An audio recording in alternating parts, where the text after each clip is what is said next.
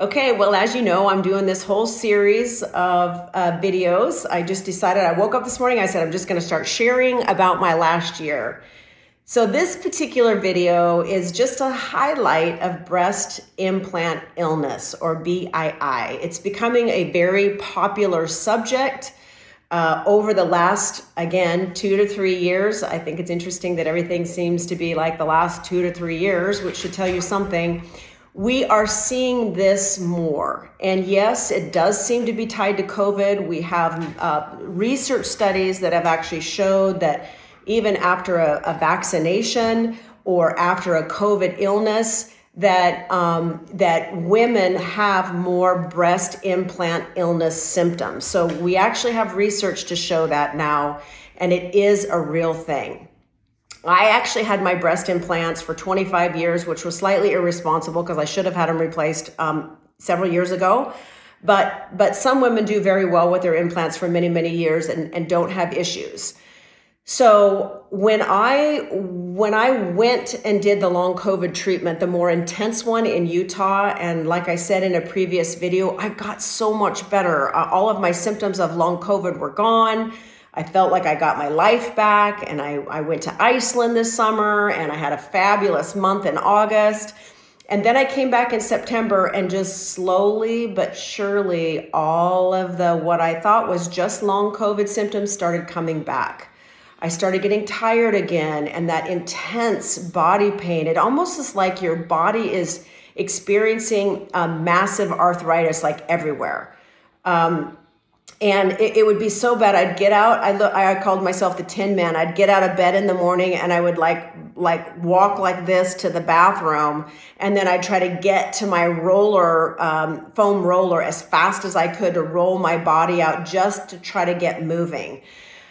Which is terrible because I'm very physically active, and so to feel like this, it made me want to cry every morning.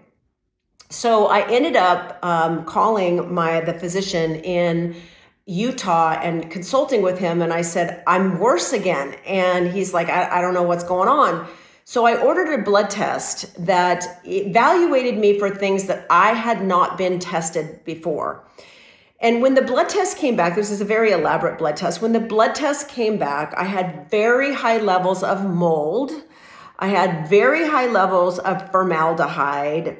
I had high levels of a glue that's been banned for a long time. And when I did this consultation, he's like, Nish, what are you coming into contact with?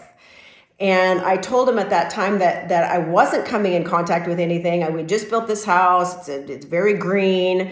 I'm very particular about what I put in my mouth, what I put on my skin. Everything's organic, and spent all this money on all this stuff, and then only to find out I've got this lab test that says I'm so sick.